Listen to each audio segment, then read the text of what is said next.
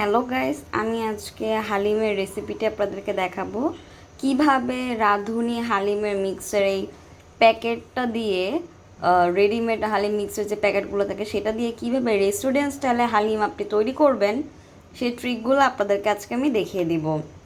তার জন্য আমি হালিম মিক্সের প্যাকেট নিয়ে নিয়েছি। এখানে হচ্ছে ডাল আছে আর মশলা আছে। আর এখানে আমি কিছু মশলা নিয়ে নিয়েছি, হলুদ হলুদ মরিচ জিরা ধনিয়া, তারপর আদা রসুন বাটা, 1 কাপ তেল, গরুর মাংস নিয়ে নিয়েছি, তেহারি কাট, ছোটো ছোটো তেহারি কাট করে, তারপরে পেঁয়াজ নিয়ে নিয়েছি, 5টা পেঁয়াজ আমি কেটে নিয়েছি। তারপরে এখানে আমি একটা কড়াইয়ে তেল নিয়ে কড়াই গরম করতে দিয়েছি। এখানে আমি 1 কাপের মতো তেল দিয়ে দিচ্ছি।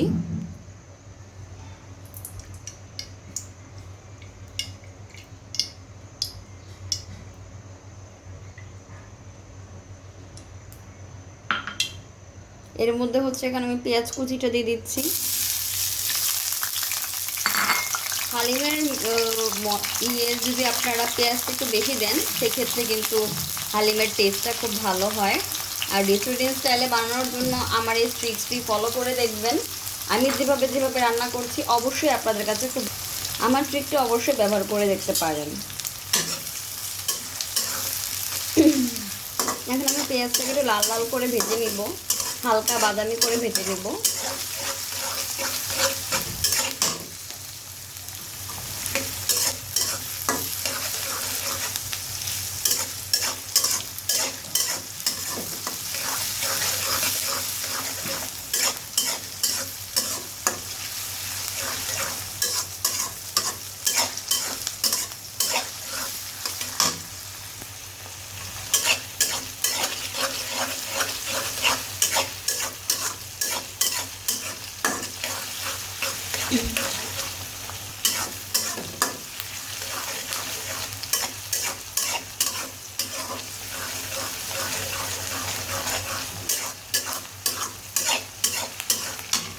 আমি যেভাবে হালিমটি আজকে রান্না করছি আপনারাও বাসায় ঠিক সেভাবেই হালিমটি রান্না করে দেখবেন।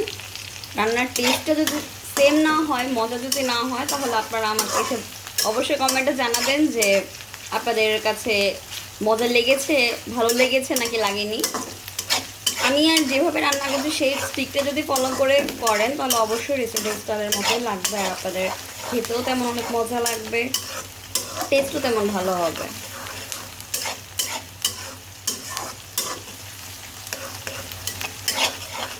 তো দেখা হচ্ছে পেঁয়াজটা বাদামি হওয়ার পর।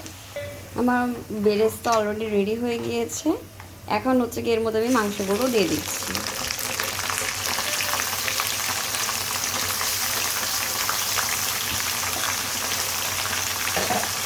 এখন আমি মাংসগুলোকে ভালো করে নেড়ে দিচ্ছি।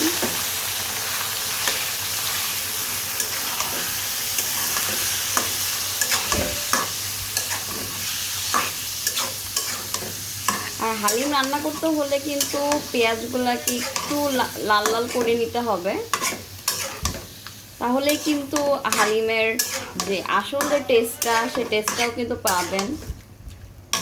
তো আমার এই ট্রিকগুলো অবশ্যই ফলো করতে হবে।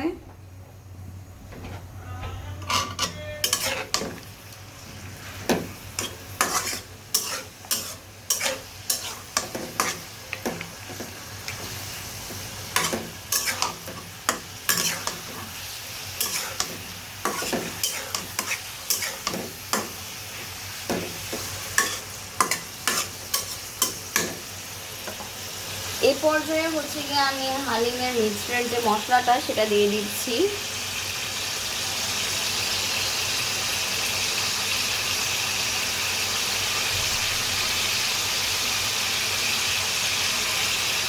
দুই টেবিল চামচ দিয়ে দিচ্ছি।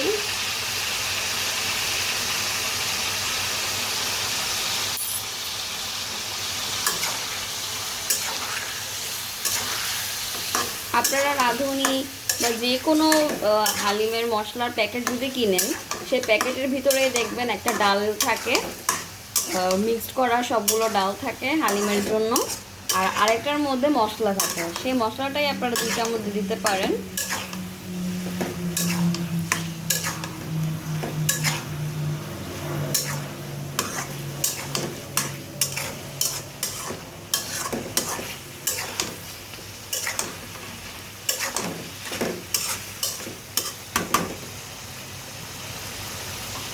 এখন আমি হচ্ছে গিয়ে 5 মিনিটের জন্য ঢাকনা দিয়ে ঢেকে দিচ্ছি। এখানে হচ্ছে গিয়ে আমি 2 কাপ পরিমাণে হালিম মিক্সটার যে ডালটা সেটা আমি নিয়ে নিচ্ছি।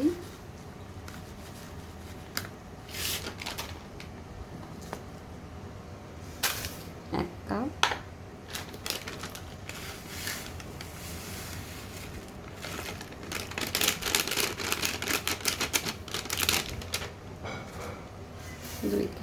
তার মানে হচ্ছে প্যাকেটে আপনাদের যতটুকু থাকবে ততটুকুই আপনারা এখানে ইউজ করবেন। তারপর এখানে হচ্ছে কি আমি গরম পানি দিয়ে দিচ্ছি। এখানে আমি গরম পানি দিয়ে দিচ্ছি প্রায় 1 মগের মতো। 1 মগ দেওয়ার পরে মনে হচ্ছে যে না, এখানে আরেকটু পানি লাগবে, তো এখানে হচ্ছে গিয়ে আমি 2 মগের মতো গরম পানি দিয়ে দিয়েছি। এখন হচ্ছে কি এটাকে একটু ভালো করে মিক্স করতে হবে যেন এখানে কোনো প্রকারের লাম্পস না থাকে। আর এখানে যদি আপনাদের পানির পরিমাপ যদি একটু কম বেশি হয়ে যায় তাতেও কোনো সমস্যা নেই।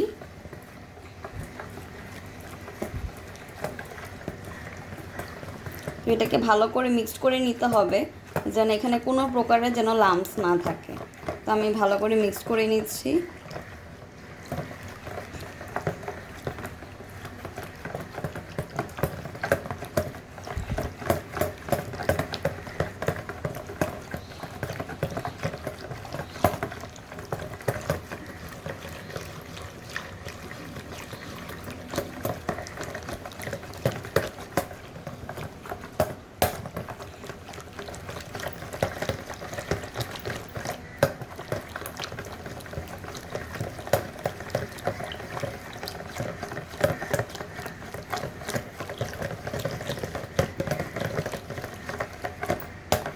তো আমার ভালো করে মিক্স করা হয়ে গিয়েছে। এখন হচ্ছে এটাকে আমি ঢাকনা দিয়ে ঢেকে দেব। তো এখন হচ্ছে কি আমি এটাকে ঢাকনা দিয়ে ঢেকে দিচ্ছি। এখন হচ্ছে আমি ঢাকনাটা সরিয়ে দিচ্ছি। দেখতেই পাচ্ছেন এখানে অলরেডি মাংস থেকে অনেকটা পানি বের হয়ে গিয়েছে। এর মধ্যে হচ্ছে কি আমি দিয়ে দিব 1/2 টেবিল চামচ মরিচের গুঁড়া, 1 টেবিল চামচ ধনে গুঁড়া আর 1/2 টেবিল চামচ হলুদের গুঁড়া। আর দিয়ে দিচ্ছি আমি 2 টেবিল চামচ আদা রসুন বাটা।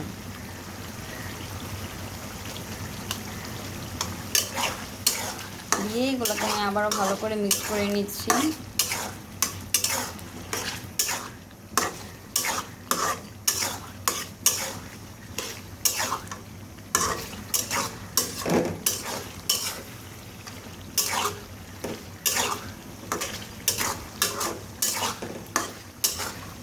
দেখতেই পাচ্ছেন হালিমের মাংসের কালারটা কতটা সুন্দর হয়ে গিয়েছে, সুন্দর এসেছে। তা আপনারা অবশ্যই এভাবে করে ট্রাই করে দেখবেন, রান্না করে দেখবেন। আপনাদের রান্নার টেস্টও দোকানের হালিমের মতোই হবে।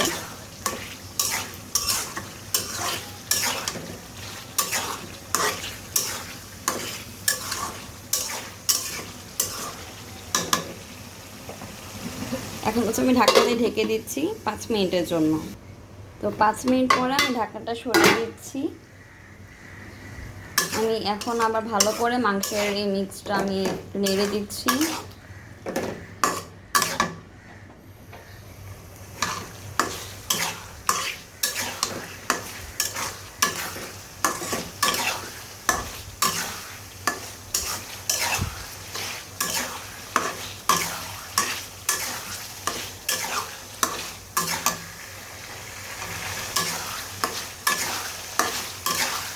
ভালো করে কিছুক্ষণ একটু নেড়ে নিচ্ছি।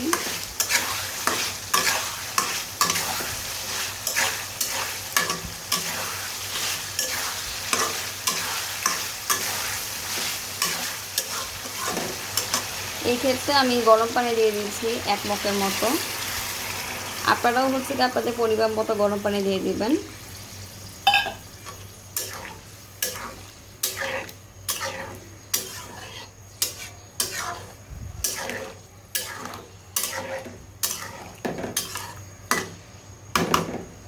এখন হচ্ছে আমি ঢাকনা দিয়ে ঢেকে দিচ্ছি মাংসগুলো সিদ্ধ হওয়ার আগ পর্যন্ত। এখানে আমি ঢাকনাটি সরিয়ে নিয়েছি। এখানে আমি 1 চামচের মতো লবণ দিয়ে দিচ্ছি। লবণটাকে দিয়ে আমি তো ভালো করে মিক্স করে নিচ্ছি।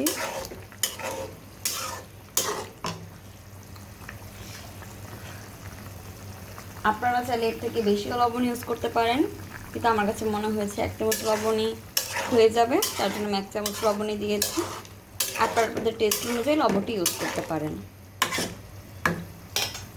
এখন আমি এটাকে আবার ঢাকা দিয়ে ঢেকে দিচ্ছি মাংসটি সিদ্ধ হওয়ার আগ পর্যন্ত। তো আমরা এখন ঢাকাটা সরিয়ে নিচ্ছি। তো অলরেডি দেখতে পাচ্ছি যে মাংসগুলো প্রায় সিদ্ধ হয়ে গিয়েছে। তারপর আমরা এই ঢাকাটা সরিয়ে নিচ্ছি। দেখতে পাচ্ছি যে আমাদের ডালটাও অলরেডি ফুলে উঠেছে। তো আমরা এখন এই ডালটা হচ্ছে কি আমরা কড়াইয়ের মধ্যে দিয়ে দিচ্ছি।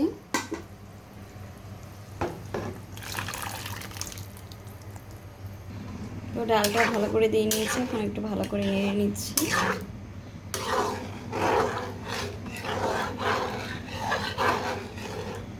তো এর মধ্যে হচ্ছে কি আমি 1 মগ গরম পানি দিয়ে দিচ্ছি।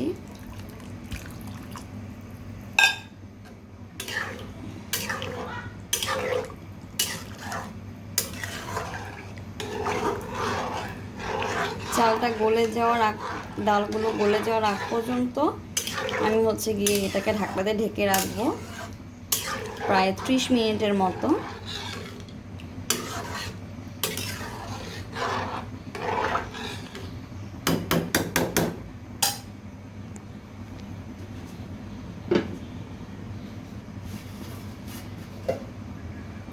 আর 30 মিনিটের মতো আমি এখন ঢাকনা দিয়ে ঢেকে দিচ্ছি। দেখা হচ্ছে 30 মিনিট পর। তো আমি হচ্ছে এখন ঢাকনাটা উঠিয়ে নিচ্ছি, ভালো করে একটু নেড়ে দিচ্ছি।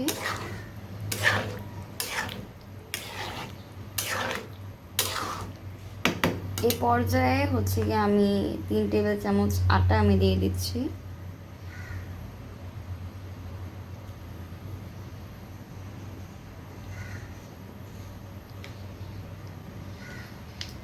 আটা আমি ভালো করে হালিমের সাথে মিক্স করে নিচ্ছি।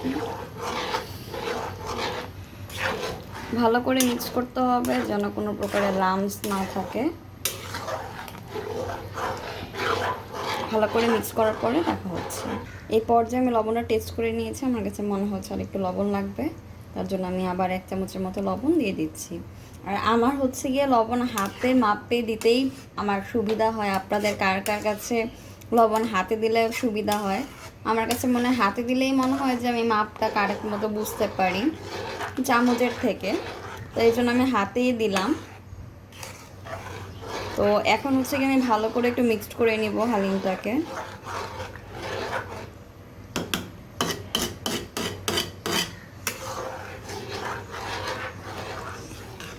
তো আপনারা যারা বাসায় হালিম বানাবেন তারা ঠিক আমার এই ট্রিক্সগুলো ফলো করে হালিমটা বানাবেন। অবশ্যই আপনাদের কাছে হালিমটা খুব মজা লাগবে আর খুব টেস্ট লাগবে।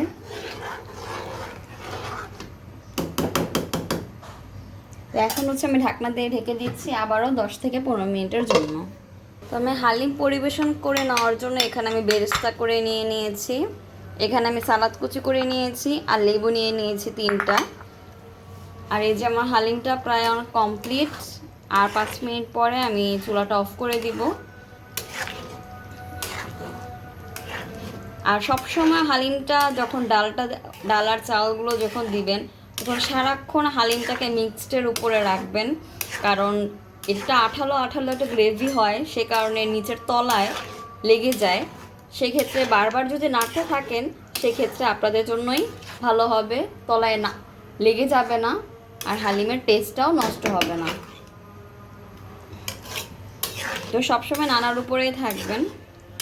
আমি চুলায় দেওয়ার পরপরই কিন্তু আমি প্রায় 5 থেকে 6 বারের মতো হচ্ছে কি আমি নেড়ে দিয়েছি। আপনারা যদি এইগুলো ফলো করেন তাহলে অবশ্যই আপনাদের হালিমের টেস্টটাও অনেক ভালো হবে। তো এখন হচ্ছে আমি ঢাকনা দিয়ে ঢেকে দিচ্ছি।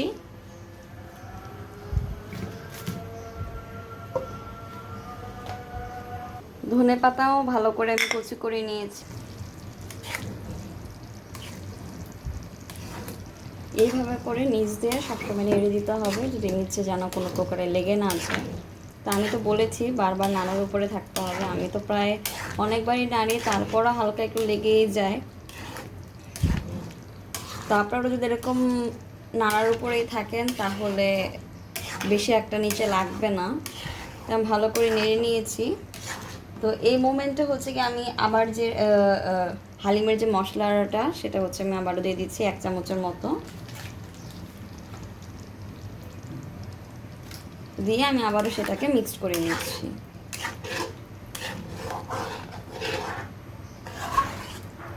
রান্নার শেষের দিকে আপনারা এই কাজটি করবেন, হালিমের মিক্সচার মশলাটা আবার একটু দিয়ে দিবেন, তাহলে টেস্ট অনেকটা ভালো হয়। আমার কাছে মনে হচ্ছে আর একটু লাগবে।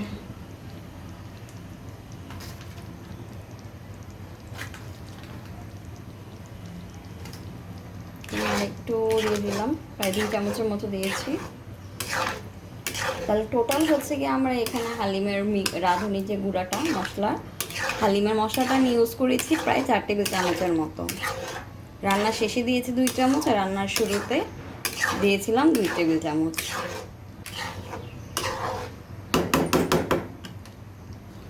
এখন হচ্ছে কি আমি আপনাদের জন্য বাগারের রেসিপিটি দেখিয়ে দিচ্ছি। এর মধ্যে হচ্ছে কি আমি রসুন দিয়ে দিয়েছি। এখন হচ্ছে কি আমি এর মধ্যে রসুন কুচিগুলো দিয়ে দিব। এই সবগুলোই আমি হচ্ছে কি একটু ভেজে নেব। শুকনো মরিচটা আমি একটু হালকা কালো করে নিয়েছি।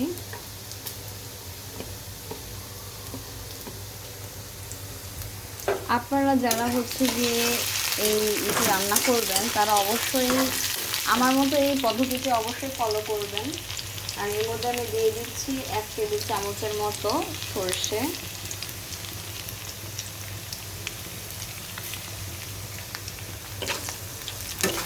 রেস্টুরেন্ট স্টাইলে যখন রান্না করে তখন দেখবেন যে লাস্টে সরষে দিয়ে বাগারটা ওরা কিন্তু রেস্টুরেন্টে ইউজ করে। তো আপনারা যারা বাসায় তৈরি করছেন তারা অবশ্যই এই জিনিসটি ফলো করতে পারেন, এখানে সরষে দিতে পারেন। আমি এখানে সরষে ইউজ করছি প্রায় 3 টেবিল চামচের মতো।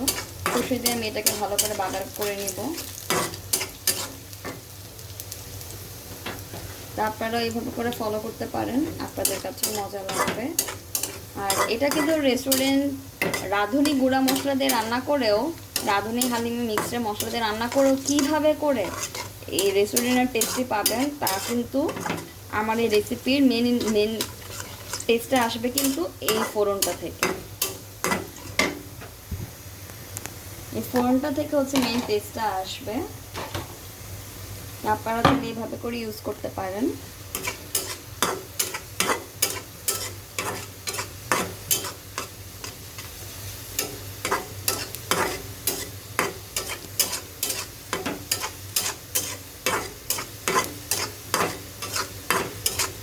রসুনগুলোকে আমি ভালো করে ভেজে নিচ্ছি।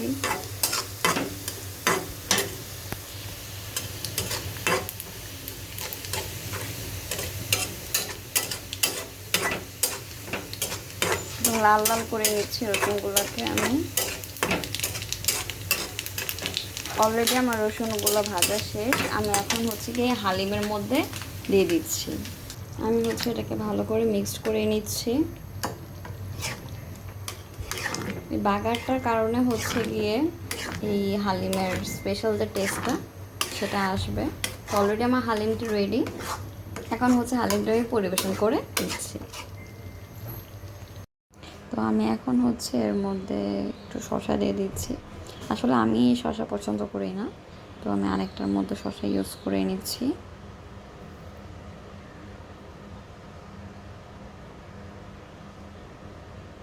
একটু ধনেপাতা ইউজ করে নিচ্ছি।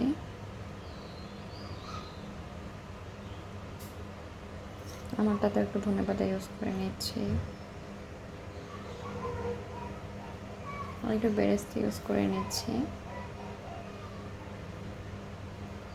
আমি শসা দিয়ে হালিম খেতে লাইক করি না, তার জন্য আমি আমারটার মধ্যে শসা ইউজ করছি না। আপনারা যদি লাইক করেন আপনারা শসা ইউজ করতে পারেন।